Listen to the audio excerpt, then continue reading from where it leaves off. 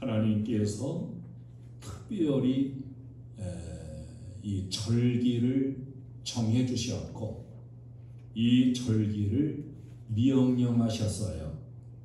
그리고 절기를 지키는 자에게 약속도 주셨습니다. 외적으로부터도 보호해 주시고 질병으로부터도 보호해 주시고 하늘문을 열어서 산업에 복을 주시고 평안하게 하신다고 약속을 하셨어요. 오늘 추수감사절 예배 함께 드리는 여러분 모두를 하나님이 넘치도록 복을 주셔서 내년 추수감사절에도 이렇게 건강하게 잘 되어진 모습을 가지고 하나님께 영광 돌릴 수 있는 이런 거룩한 복을 충만히 주시기를 주님의 이름으로 축원합니다. 오늘 설교 제목은 내게 충분한 은혜예요. 이 제목이 우리의 신앙의 고백도 되고 이 신앙이 우리 신앙의 그야말로 항상 의식이 되기를 바랍니다. 우리 사람은 사람이기 때문에 짐승과 다르지요. 사람이기 때문에 당하는 독특한 고통들이 삶 속에 곳곳에 있어요. 불평도 불만도 불안감도 원망도 끊임없어요. 배고파서가 아니고 슬픔 때문에, 아픔이 아니라 외로움 때문에, 몸이 아픈 것보다 마음의 아픔, 물질의 손해를 본 것보다도 자존심의 손해를 본 이런 고통들, 이런 것들은 짐승은 몰라요. 사람이기 때문에 지니고 받게 되는 고통들이지요. 왜 사람만의 고통이 있을까요? 그 이유의 첫째는 무지 때문입니다. 모르기 때문이에요. 사람마다 다 안다고 해요. 그러나 우리는 죽을 날 모릅니다. 내 앞에 어떤 일이 전개될는지 미래를 몰라요. 5초 앞을 모릅니다. 오늘 일어나고 내가 당하는 사건들이 무엇을 의미하는지 그 의미에 대해서도 아는 것 같지만 사실은 모릅니다. 안다고 하는 말은 어떻게 보면 거짓말과도 같은 것이지요. 사람들이 죄를 지어요. 모르기 때문에 죄를 짓는 것입니다. 예수님께서 십자가에 못 박는 난폭한 무리들을 보시면서 하나님, 저들의 죄를 용서하여 주시옵소서. 저들이 하는 일을 모르기 때문입니다. 이렇게 기도하셨어요. 범죄하는 사람들, 그 범죄의 결과가 어떤 것인가를 안다면 범죄하겠습니까? 얼마나 무서운 죄라는 것을 알면 그러한 죄를 지을 리가 없지요. 하나님께 순종하고 하나님을 잘 섬기고 경외하고 하나님께 헌신하고 믿음의 희생을 통하여 하나님이 어떠한 축복을 내리시는가의 결과를 안다면 왜 인색하겠어요? 불신의 결과가 영원한 불지옥에 떨어지는 영원한 고통임을 실질적으로 실감적으로 안다면 왜 인생이 예수를 믿지 않겠습니까? 그래서 무지가 죄예요. 무지. 또 무능 때문에 사람만의 고통을 당하는 때가 있습니다. 우리 사람은 문제는 만들어내지만 그 문제를 해결할 수 있는 능력은 사실 없어요. 더 나아가서 믿지 못하기 때문입니다. 나도 믿지 못해요. 남도 믿지 못해요. 세상도 믿지 못해요. 오늘도 우리는 하나님 안에 있는 풍성한 기업의 축복을 몰라요. 하나님이 어떤 소망의 문을 열어주시는지 몰라요. 감추어진 섭리와 축복도 몰라요. 하나님이 나를 향한 높은 뜻을 갖고 계셔도 그 하나님의 뜻을 우리는 모르고 살아요. 내가 얼마나 하나님의 사랑받고 복된 자인가라는 사실도 몰라요. 그래서 우리는 오늘 코앞에 닥쳐지는 일들 때문에 때로는 불평하고 또 불만하고 원망하고 찡그린 채 괴로움과 고통 속에 살아가는 경우들이 많이 있다는 사실이지요. 오늘 본문의 고백을 보면 사도 바울에게 그야말로 견뎌내기 어려운 고통이 있었다고 고백을 하고 있습니다. 그 고통이 육체의 가시, 육체의 고통이 있었어요. 이 고통이 어떤 것인가는 확실하지 않습니다. 너무 고통스럽기에 사도 바울이 하나님 이 고통을 제거해 주시옵소서 3번 기도했다 그랬어요. 이 3번 기도했다는 것이 그저 보통으로 기도한 게 아니고 특별한 기간을 정해두고 아니면 금식기도 하면서 철야도 했을지 모르지요. 그런데 응답이 없어요. 이 사도 바울은 하나님 앞에 전적으로 자기의 삶을 위탁한 사람입니다. 온 운명을 다 바쳐서 헌신하는 주의 종이에요. 이런 사람에게 하나님이 넘치도록 축복하셔야 되는 게 아닐까요? 그런데 이 바울이 받은 복이 뭐냐? 부귀는 누리지 못한다 하더라도 건강은 주셔야 되지 않겠습니까? 그런데 그 건강마저 없는 사람이에요. 가정은 없다 하더라도 명예라도 주어야 되지 않겠어요? 그 명예조차도 없어요. 만사 형통은 없다 하더라도 괴롭힘을 당하는 일은 없어야 되지 않겠습니까? 그런데 오히려 순간마다 괴로움을 당하고 고통이 그에게 와요. 가정도 없습니다. 건강도 없습니다. 칭찬 대신에 많은 비난을 받게 됩니다.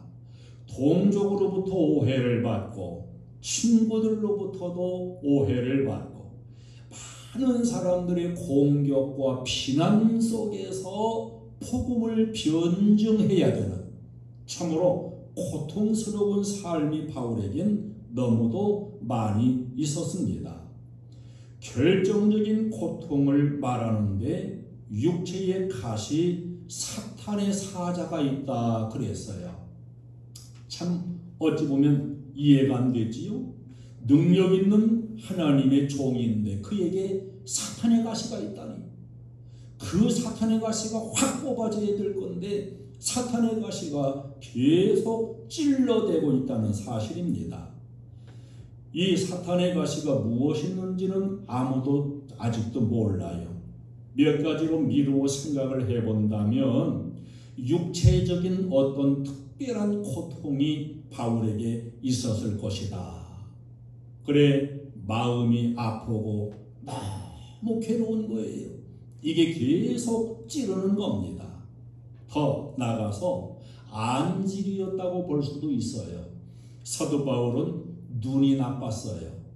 그래서 성경을 기록해서 각 교회에 보내고 성경을 이렇게 영감을 받아 쓰게 되는데 자기 손으로 쓴 게 아니고 그때마다 대피를 시켜가지고 자기는 받은 영감대로 불러주면 다른 사람이 대피를 하게 되는 그렇게 눈이 좋지 않은 사람이었습니다.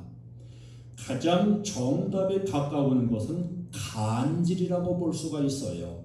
왜냐 그러면 이 간질을 옛날부터도 사탄의 병이라고 실제 불렀기 때문입니다. 이 간질병에 걸려가지고 발작위를 일으켜본 사람들이 한결같이 간증하는 얘기가 있다고 해요. 그것은 누군가가 빨간 보자기를 갖다가 머리에 확 씌우고서 그리고서 괴롭힌다는 거지요. 그래서 이걸 벗어보려고, 이걸 벗고서 괴로움에서 벗어나 보려고 이렇게 허우적거리다가 다시 제정신으로 돌아오는 것이 바로 간질의 고통이라는 거예요. 그래서 옛날부터 이 간질은 사탄이 주는 병이다, 이렇게 이해를 해왔습니다.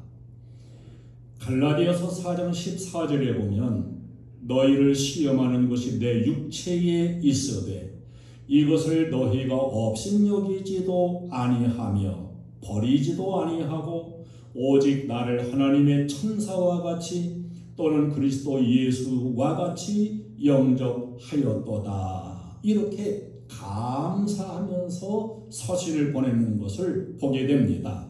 자, 너희를 시험하는 것이 있었다. 갈라디아 교회에서 사도 바울이 설교하다가 말고 갑자기 발작이 일어나서 그야말로 소리를 지르고 괴성을 지르고 벌떡 나자빠지고 이렇게 입에 거품을 무는 이런 간질의 모양을 보았다고 한번 가정을 해보세요. 이 꼴을 보면서 누가 예수 믿겠어요? 이 꼴을 보면서 누가 이 사도 바울을 하나님의 종이라고 인정하겠습니까? 그럼에도 불구하고 이 갈라디아 교회의 성도들은 이 사도 바울을 그리스도의 종으로 천사같이 영접해 주었다는 거예요. 그래서 사도 바울은 그 사실을 너무너무 고마워하고 있는 것을 증거하고 있습니다. 요새는 연합집회도 잘 없습니다만은 오래전에 연합집회에서 연합집회가 열려 많은 이 성도들이 모이고 강사가 열심히 설교를 하고 그러는데 앞자리에 앉아있던 어떤 모 장로님이 간질 발작이 일어났어요. 설교하고 있는데 갑자기 일어서 가지고 막 괴성을 지르며 입에 거품을 불고 눈이 뒤집어지고 그냥 펑 나자빠지고 발버둥 치고 이렇게 발작을 일으키니까 많은 사람들이 보고 깜짝 놀랐지요. 깜짝 놀랐지요. 결국 그 예배가 끝나자마자 그 장로님은 어디론가 사라져서 볼 수가 없었습니다. 그 장로님이 바로 연합집회의 회계였는데 너무너무 부끄러우니까 그냥 예배 마치자마자 어디론가 이렇게 사라져버리고 말았어요.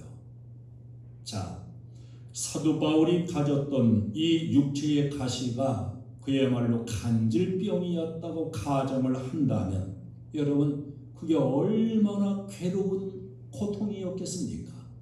그냥 평소 때 간질이 일어나면 또 괜찮지요. 예배인도하고 설교하다가 간질이 일어나면 그야말로 이게 보통 고통이 아니지요. 그래서 이건 꼭 없어야 될 것 같아.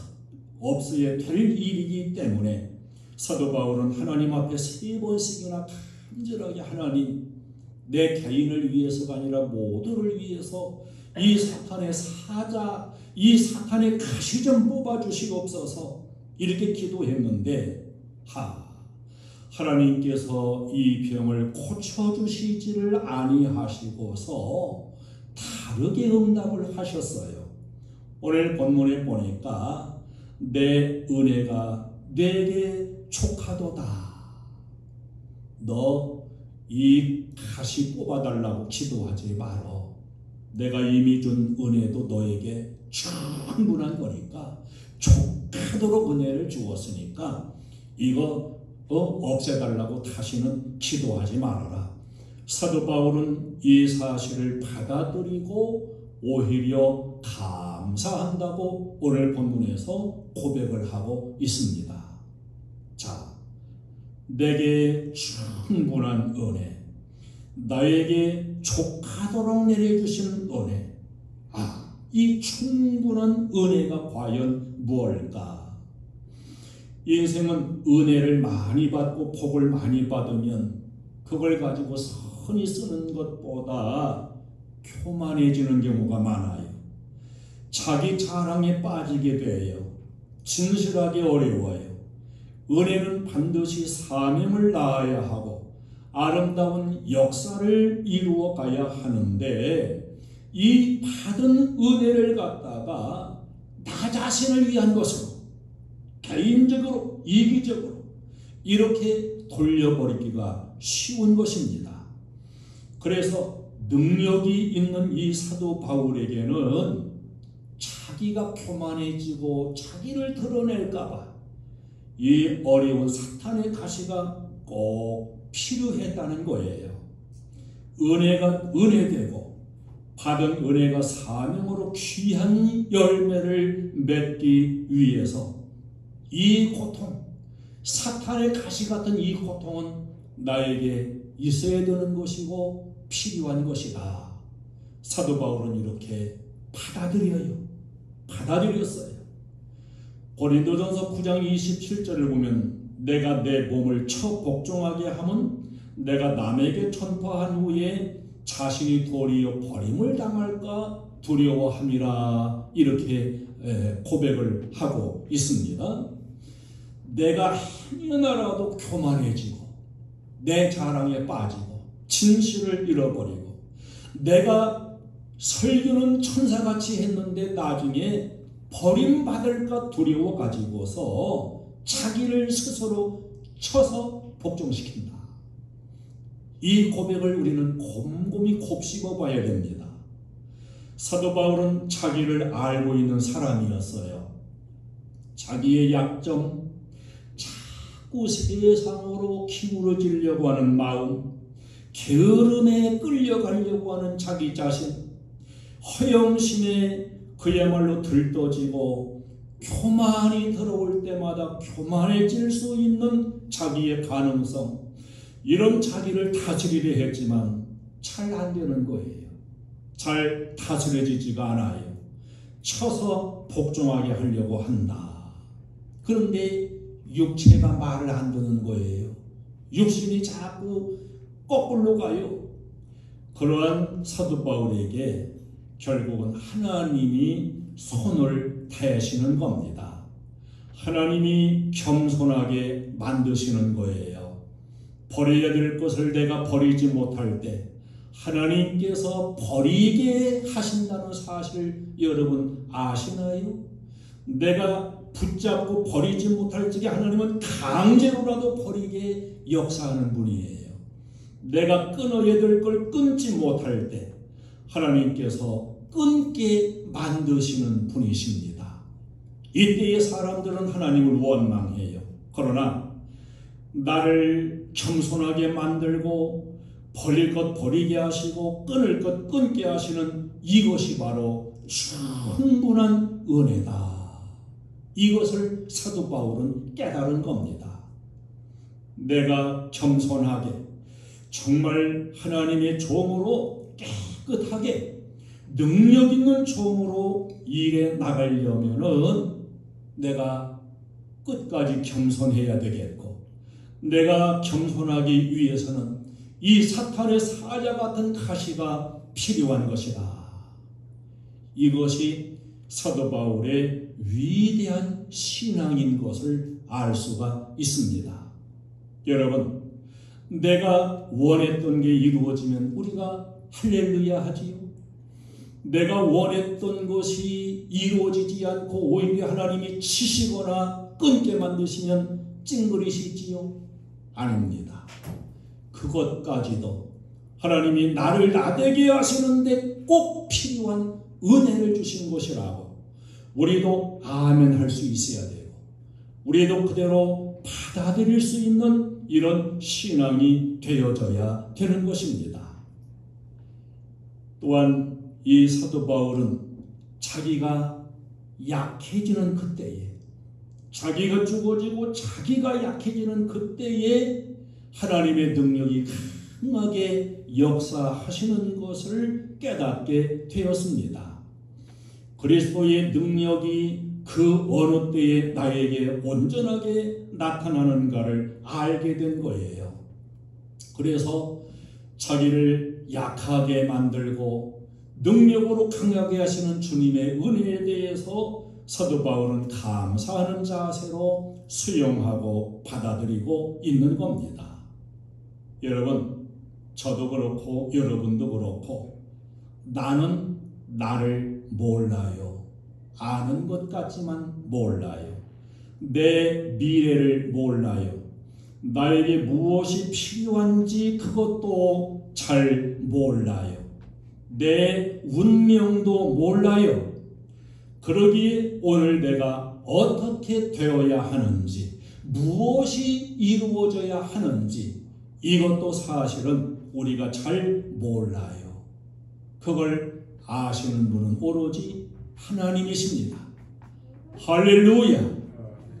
사도 바울이 이 사역하며 설교하고 또 이렇게 서신을 보내고 이런 걸 보면은 사도 바울은 여러 가지 어려움과 고통도 있고 많은 오해도 받고 이러면서 자기 변호, 자기 변명을 순간순간 하는 것을 이렇게 보게 됩니다.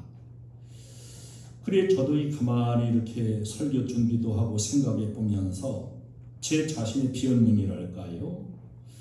이 차량을 구입하는데 제가 많이 기도하고 또 고민도 했어요. 어려운 때이고 코로나 시대인데 한이나라도 한 10년이라도 시험 든다거나 실족하게 된다면 이건 뭐 내놓지 않는 것만도 못하다. 정말 이게 필요하다면 그래서 하나님께 기도했지요. 차량이 구입된 것이 복인가요?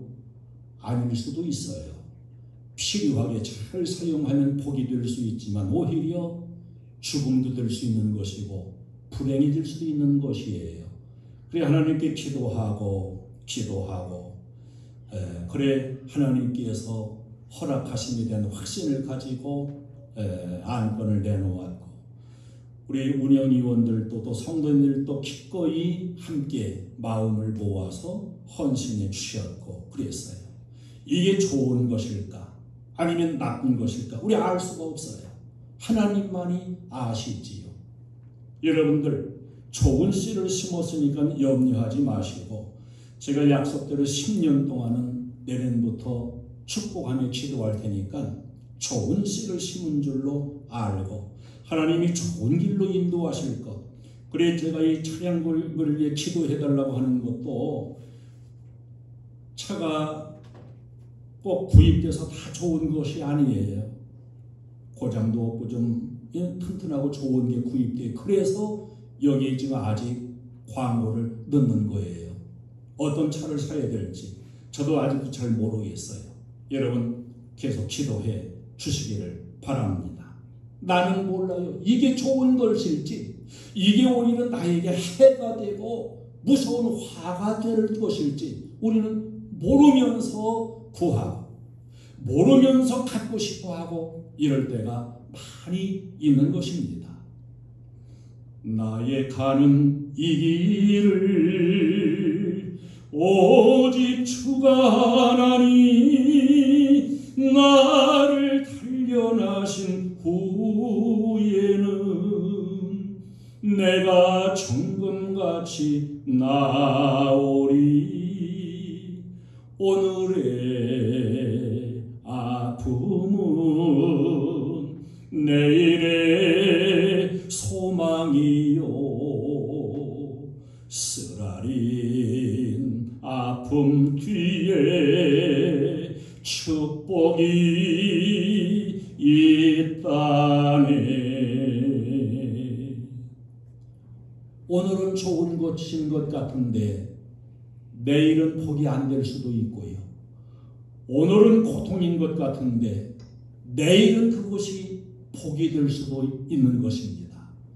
이 미래를 아시는 분은 하나님이셔요. 그래서 우리에게 필요한 것을 주시는 분이십니다. 여러분 그렇게 고백하고 받아들일 수 있기를 축원합니다.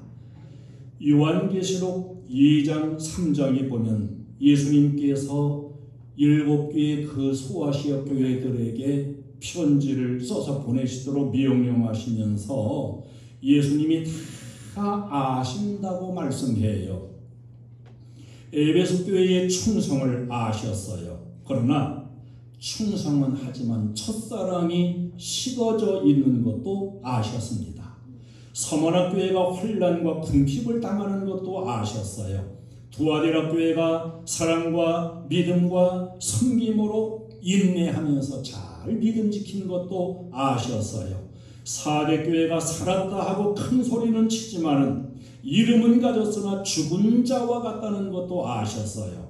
빌라델비아 교회가 작은 능력을 가지고도 주를 배반하지 않고 믿음 지키는 것도 아셨습니다. 라오디게아 교회가 뜨겁지도 않고 차지도 않고 미지근한 이런 그들 상태도 아셨어요.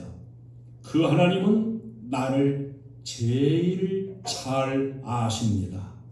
그러기에 그분이 나에게 주는 것은 다 필요한 것이요 충분한 것이요 쌉쌀했던 사건들까지도 다 유익하도록 더 복된 미래를 위해서 주신 은혜인 줄로 믿습니다. 부모와 자식이 막 말다툼을 해요. 자식이 부모에게 막 대들어요. 자기도 이제 다 컸다고, 나도 이제 다 알 것 안다고, 내 미래도 알고 운명도 알고 세상도 안다고, 그러니까 나에게 무엇 뭘 해달라고. 부모가 볼 때는 아니에요. 이 철없는 놈아, 내가 너를 더 잘 안다. 그러므로 내게 필요한 것은 지금 내가 요구하는 그것이 아니고 바로 이것이다. 그러므로 줄 수 없다. 우리가 하나님을 향해서 하나님 저에게 이것이 필요합니다. 또 저것도 필요합니다. 이것을 주세요. 근데 왜 안 주십니까? 이것이 깊이 보면 어리석은 소리인 걸 알아야 됩니다. 이제 우리는 지금 이대로가 다 필요한 것이었다는 고백을 해야 돼요. 쓰리고 아픈 괴로움도, 육체의 가시도, 사탄의 사자 같은 고통도, 실패, 낙담, 절망까지도, 이것이 내가 바로 서기 위해서는, 내가 주님 앞에 더 복된 자로 세워져 가기 위해서는 다 필요한 것이었노라고 이렇게 고백할 수 있어야 되고 깨달아야 되는 것입니다. 내게 필요한 은혜, 충분한 은혜, 구원받기에 충분하고 진실하기에 충분하고 또 겸손하기에 충분한 이런 은혜, 하나님의 뜻을 이루기에 충분한 은혜를 하나님은 내게 주셨다는 이 사실을 우리가 깨달아야 되고, 앞으로도 하나님은 내 미래까지 아시는 분이므로 나에게 꼭 필요한 것을 그때그때 주실 것이라고 하는 이 믿음을 우리가 가지고 하나님 섬기며 나아가는 겁니다. 납득이 되면 이대로 감사해야 될 것이고, 납득이 되지 않는다 할지라도 믿음의 자세로 감사할 수 있는 그런 자세, 이것이 우리에게 필요한 것입니다. 내 은혜가 내게 족하다. 오늘 한 해를 통틀어 감사절을 지키면서 우리가 이 하나님 말씀에 다 아멘 할 수 있기를 저는 원해요. 잘 안 됐다고, 내가 원한 것은 이것이 아니었다고 하나님 앞에 오히려 질문하지 말고, 하나님 이 사건도 있었는데 이 사건도 충분한 은혜였군요. 이런 어려움도 내가 당했었는데 이것도 나에게 꼭 필요한 충분한 은혜였군요. 납득할 수 없는 고통이 있었나요? 나만이 당하는 억울한 일들이 있었나요? 그 속에서도 주님이 내게 주신 은혜가 족한 것임을 오늘 다시 깨닫고 오히려 감사의 신앙으로 나를 세울 수 있는 저와 여러분 되어지기를 주님의 이름으로 축원합니다. 1년을 통틀어 감사드리는 추수감사주일, 내게 충분한 은혜 주신 하나님 앞에 우리 마음 중심을 다해가지고 감사할 수 있기를 바랍니다. 더 좋은 내일을 소망하면서 풍성하게 감사할 수 있는 우리의 신앙이 되기를 원합니다. 잘 안 된 것까지도, 고통스러웠던 사건들까지도 내게 충분한 은혜로 주신 것이라고 이렇게 고백하며 감사하고 항상 모든 일들을 충분한 은혜로 받아들일 수 있는 저와 여러분의 신앙이 되어지기를 주님의 이름으로 축원합니다. 찬송을 드리겠습니다.